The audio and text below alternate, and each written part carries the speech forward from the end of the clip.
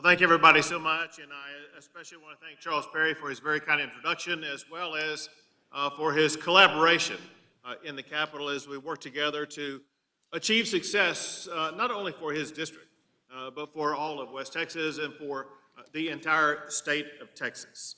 I also want to thank Angelo State University for hosting this event. I've been to this school many times before it was a part of the Texas Tech system, and now that it's part of the Texas Tech system. And what they are able to achieve here at this school is transformative.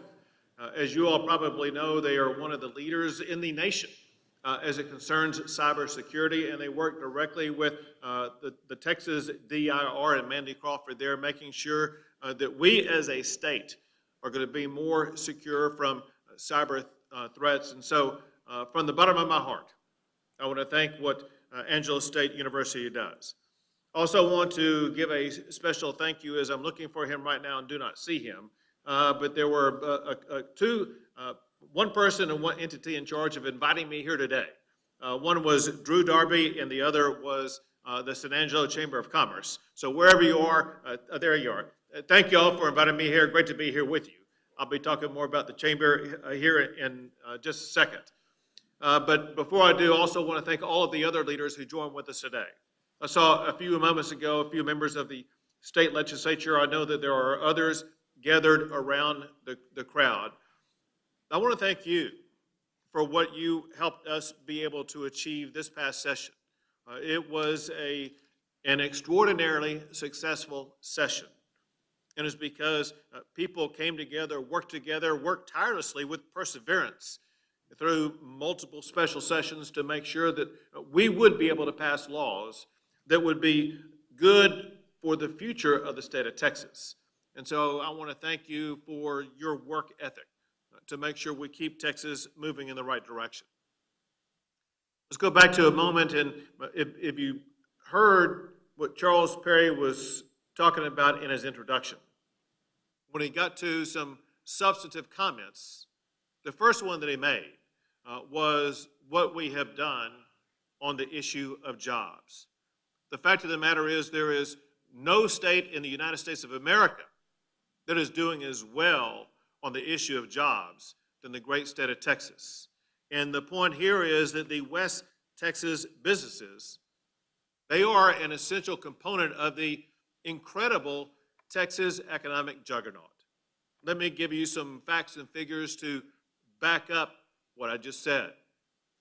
The CEOs who run businesses have named Texas the #1 state for doing business for 18 years in a row.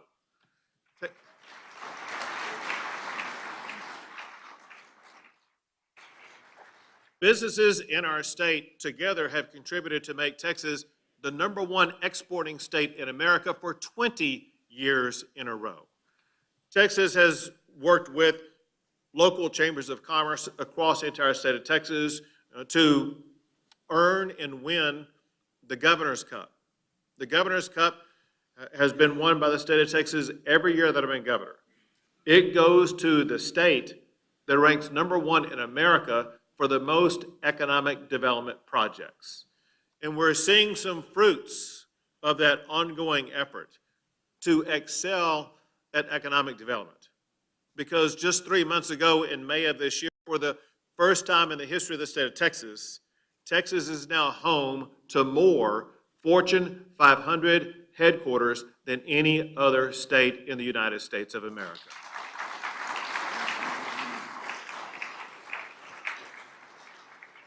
Now, it would be easy to say, well, that's great, but what exactly does that have to do with San Angelo or West Texas?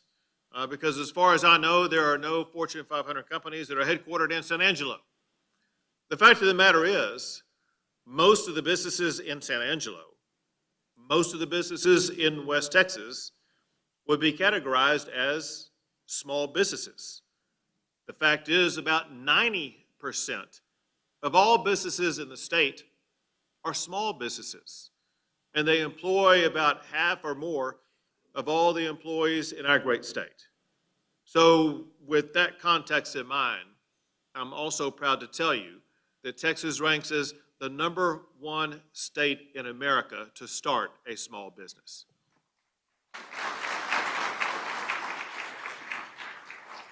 So what do all these facts and figures mean? What do all these accolades mean? You know, they're good things to talk about, but there has to be some consequence to them that's more meaningful. The most meaningful aspect of these accolades is what it does for the pocketbooks of average Texans. Because the most important thing I could tell you is that as we gather in San Angelo today, more Texans have a paying job than ever before in the history of our great state.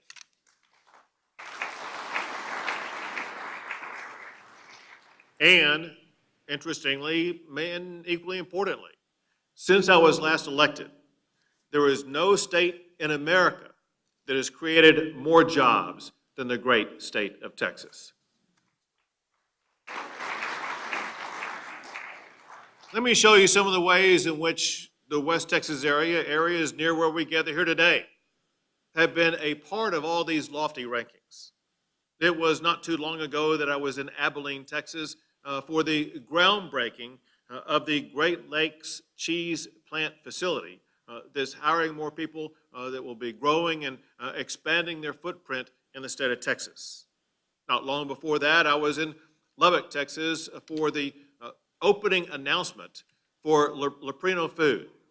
Leprino Food is one of the, if not the largest, mozzarella cheese manufacturing in the world. And I bet almost everybody in this room has had their product. It's on Domino's Pizza, Pizza Hut Pizza, Papa John's Pizza, and more. And their goal at this Lubbock facility is to produce 1 million pounds of mozzarella cheese per day. So, you know, Texas, I know it's a lot of cheese. I mean, candidly, I asked him, so why are y'all doing this? And there was another project, Cacique, similarly cheese-oriented, that we were involved in up in Amarillo. And I wanted to find out, so we got it in Amarillo, we got it in Lubbock, we got it in Abilene. What is going on? Are we going to have Texans walking around with cheese heads on top of her, or what? But what they said, and this is really important, they are building these facilities in areas that are in close proximity to dairy cattle. And so as much as this helps in growing jobs for those who will be working directly at these businesses, it also has a powerful economic impact on the agricultural side of our state. But listen, for all this economic development, let's be clear, it has not evaded San Angelo, because also this year, Allen's Transport announced that they were moving their United States headquarters to none other than San Angelo, Texas. Great job to the Chamber of Commerce on that.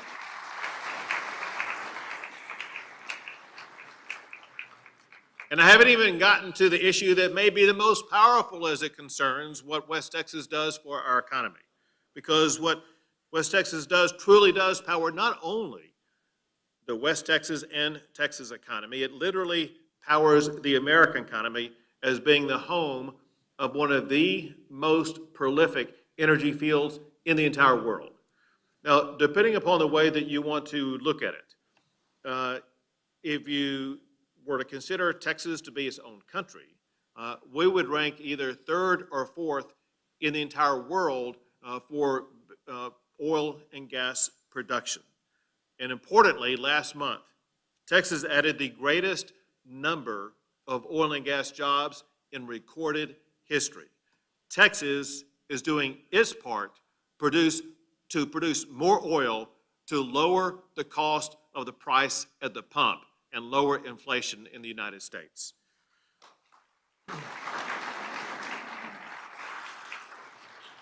So along those lines, a very interesting twist. It has been West Texas that truly made America energy independent. But that was before Washington and coastal elites, declared a war on the oil and gas industry. And now, as opposed to America being energy independent, we see increasingly under the current administration an increased dependence on foreign sources of oil like Saudi Arabia. You know, it was perplexing when we saw Biden fly literally halfway across the world to meet with the Crown Prince of Saudi Arabia and get off the airplane, meet him on the tarmac, do that fist bump thing, and then go meet. And we saw this week the fruits of that meeting. It was a very paltry increase in the amount of oil that they were going to produce. I heard one commentator yesterday say that it is about the equivalent of filling a half of a tanker over the course of an entire month. And so it will have virtually no impact whatsoever on providing more oil to the United States of America and doing more to reduce the cost of the pump. This whole thing would have been far more effective if instead of flying halfway across the globe, if Joe Biden had got on an airplane and flew to Midland, Texas, met me on the tarmac at Midland, I would have done the fist bump thing with him, and then we could have driven just 5 miles away from the airport. And I said, here's a plot of land. We'll drill right here. We just need 2 things. Give us a permit for a pipeline, give us a permit for a refinery, and we will cut the price of gasoline in half overnight.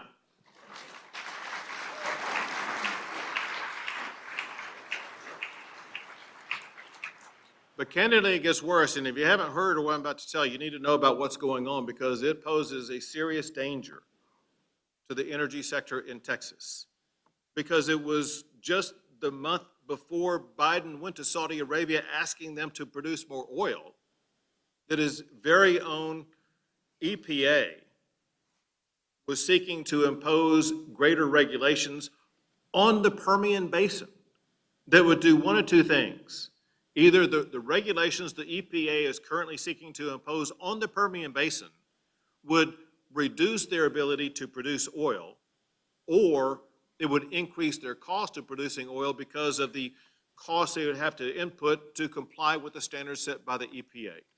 Either way is going to increase the price at the pump. Well, I believe it is time for Washington to choose the Permian over princes from Saudi Arabia. Texas energy matters.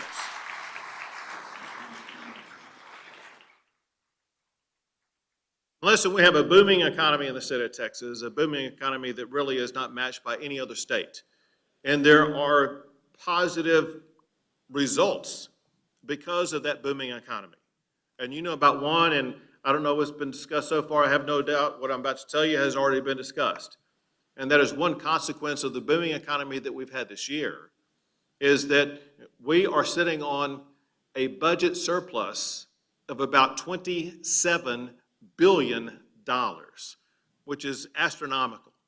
And so what I suggest that we do with that $27 billion is this. We will address the needs of the people of the state of Texas. Yes, we will invest in education. Yes, we will invest in health care. Yes, we will definitely invest in school safety. But we have a one-time opportunity to do more than we've ever done before to reduce the price that taxpayers pay. I say that we use a large chunk of this money to provide the biggest property tax cut in the history of the state of Texas.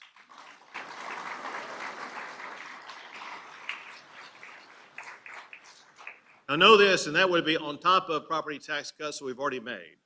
One thing, again, I don't know what's been discussed, but if you go back in time to what we achieved in House Bill 3 back in the 2019 session, at that time we took $5 billion to buy down property tax rates, and then we replicated that in the 2021 legislative session.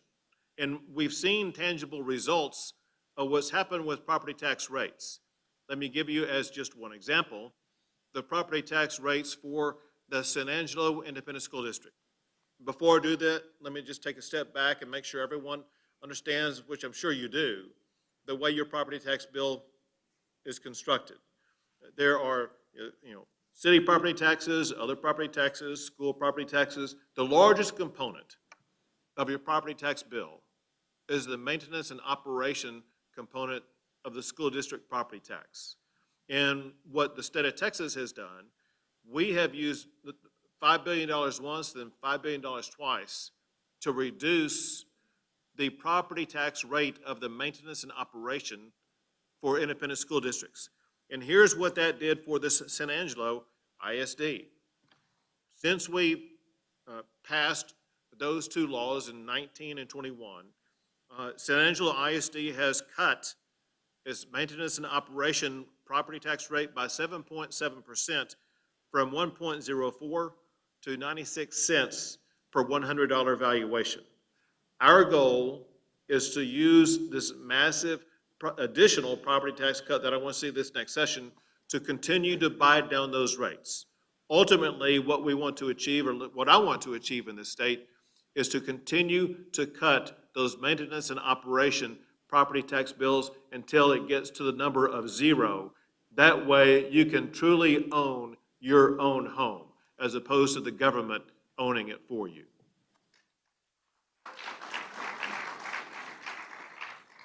Now, another way that we can further spur the economy in West Texas as well as across the entire state of Texas is by increasing broadband access. The legislators in this room and around the state, they work together to respond to what I declared as an emergency item for the last legislative session. By making it an emergency item, that meant that it was a must-pass piece of legislation. And the legislators were up to the task.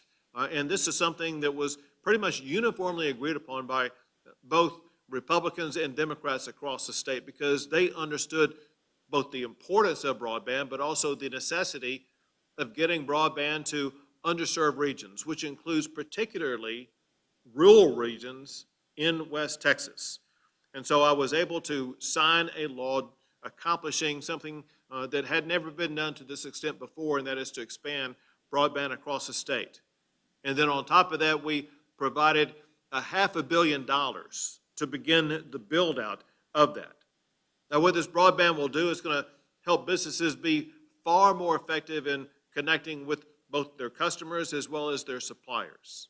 It's going to help students who need to be able to learn online, whether they be students of Angelo State or students of a high school or some other type of educational situation. But very importantly, it is already transformative in changing healthcare. It provides easier access to better healthcare that leads to better results and faster results. And I saw this firsthand yesterday when I was in Greenville, Texas, visiting with the Hunt Regional Medical Center. As a result of the telehealth medicine legislation that I signed, coupled with the broadband access law that I signed, we've seen immediate transformation at this hospital in Greenville, Texas, where already they have provided 24,000 medical visits through telemedicine. And this is a game changer in the way that healthcare is delivered. If someone has symptoms that could be, it could be COVID, it could be flu, it could be bronchitis, it could be anything like that, a contagious disease, as opposed to someone with a contagious disease going into a doctor's office or to a hospital where they could expose somebody else to that contagious disease, just through telemedicine, they can stay in their own home, in their own comfort, in their own convenience of their own home, and have a doctor or other healthcare provider help diagnose their problem and help prescribe the treatment that is needed. But there's more than just that. It can go from the most complex medical issues to the most simple issues. And there's really no geolocation constraint. In talking with the providers of this at this regional medical center in Greenville, they were telling me that they help provide advice and treatment to people in Hawaii, in Colorado, in Florida. In fact, even one of them was on vacation in Florida doing telehealth medicine from Florida, treating people in Greenville, Texas. And so it completely changes the way that we're going to be able to access health care going forward. But of all these things that I've talked about, what I have found consistently is that the number one issue in the state of Texas, the number one concern, if not complaint, raised by most people in the state is what is happening with the chaos at the border that we have with Mexico. And understand the magnitude of this issue. It was the United Nations itself that said that the deadliest border crossing in the world is the border crossing between the United States and Mexico. And it's true. Y'all have seen the aftermath of that tractor-trailer situation where so many people perished. That's just one example of what is replicated day after day after day. Never forget, just 2 years ago, we had the lowest number of border crossings in decades and the most secure border that we've seen in our adult lifetime. But today we have the highest number of border crossings ever. And these are people who are coming from more than 150 different countries across the entire globe. If you look at just the number of people who were on the terrorist watch list who've been apprehended, they've apprehended more than 50 people on the terrorist watch list. Now, the people who are on the terrorist watch list, they pay a lot more money to the cartel smugglers to be able to evade apprehension. They're not like these people you see on TV who are crossing the border and immediately turn themselves in to the Border Patrol. If you're on the terrorist watch list, you don't want to turn yourself in. My point is this: no one knows, but most consequentially, the Biden administration does not know. How many people on the terrorist watch list have been able to evade detection and have actually come in to the United States of America and pose an existential threat to our country? But remember this: you see what happens perhaps on TV about the border crossings. But the world in which we live today is that every town in Texas, and candidly every town in America, is a border town. And I can give you, if not a multitude of reasons, one primary reason why that's the case. One of the things that's coming across the border is not just migrants being smuggled, but it's deadly fentanyl. If you haven't heard about this, you need to know about it, because I can tell you for a fact it exists here in San Angelo, Texas. It exists in every town in West Texas. Fentanyl, 2 milligrams of fentanyl is a deadly dose. By comparison, it would be as small, if not smaller, than 2 grains of salt is a deadly dose of fentanyl. Just in the past 18 months, law enforcement across Texas, just Texas law enforcement, they have seized enough fentanyl to kill every man, woman, and child in the entire United States of America. But more than that has been seized.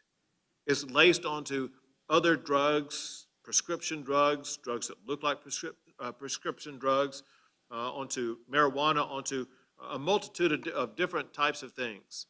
And there have been so many people who've lost their lives because of it. It's been reported in Harris County, which is where Houston, Texas is, that on average at least one person loses their life every single day because of fentanyl. This is deadly and it's dangerous. And we are not seeing the type of response needed from Washington, D.C. to be able to eliminate this extraordinary threat. And that is why Texas is doing what we are doing. Know this: no state in the history, in the entire history of the United States of America, has done more than what Texas is doing to do our part to secure the border. And we're having to do it because, as you probably know, border security and the immigration issues, those are issues designated by the Constitution as a responsibility of Congress to pass laws concerning immigration and then the responsibility of the executive branch to enforce those laws. But the executive branch has abandoned its responsibility to enforce the laws that are on the books. And that's why Texas is having to take these extraordinary steps to do what we're doing. I told you about that fentanyl that Texas law enforcement had been able to seize. Imagine if Texas law enforcement was not engaged in the process. That is fentanyl that would not have been seized. That is fentanyl that would have reached a victim who would have lost their life. But it goes beyond that. As we gather here today, there are National Guard who are patrolling the border, who are putting up concertina razor wire to make sure that our border itself will be a border that will be far more difficult to be able to get onto than some other border. We got the National Guard that literally are turning back people who are trying to cross the border in the first place. And if people get past the National Guard or circumvent them, then DPS gets involved in one of two ways. DPS will arrest and jail people who are here in the state of Texas illegally and trespassing in the state, or now they will arrest and return back to the border people who are coming across the border illegally. And then there's this. I had a meeting over a month ago with these local community leaders who were being overwhelmed by the challenges at the border. And these are towns like Uvalde, towns like Del Rio, towns that don't have the resources to be able to deal with the thousands of people who are being dropped off into their community by the Border Patrol. What the Border Patrol is doing now is not really securing the border. The task of the Border Patrol is to do paper processing for these people and then letting them go into these communities. And so local officials told me in a meeting that what they were planning on doing was to help them be able to deal with this. They were going to be putting the people, the illegal immigrants dropped off in their communities, on buses and busing them to San Antonio. And I'm thinking that's a burden that San Antonio shouldn't have to bear. So I told them I have a better idea. We're going to put them on buses to Washington, D.C.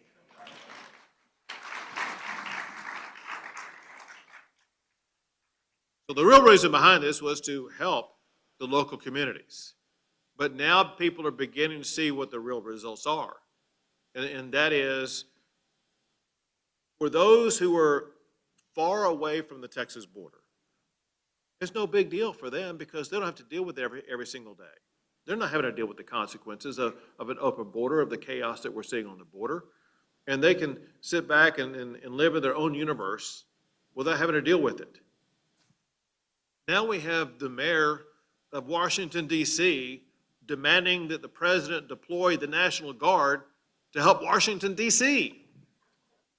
They cannot handle the number of people coming in. And all I have is bad news for them, because there are an increasing number of buses leaving every single day, going to Washington, D.C., and there may be some other locations on the horizon.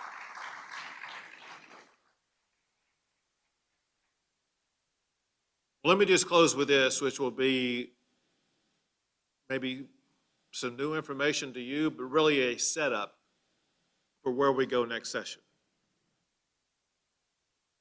West Texas is in my bloodstream. My dad was born in rural Texas. Not rural Texas, but rural Texas. Some people are nodding. Some of you know where rural Texas is. It's in Haskell County, a little bit north of where Abilene is. When he was 10 years old, he moved from rural to Pecos, Texas, where he grew up as a kid. Later on, eventually moving to Wichita Falls, Texas, which is where I was born. And what we in the Abbott family know, and that is West Texas is just as important as any other region of the state. Anything west of I-35 is just as important as anything east of I-35. And we will go into this next session making sure that the values that are core to West Texas are representative of the legislation that we pass to make Texas even better. Thank you all for the role that you play. God bless you all, and God bless the great state of Texas.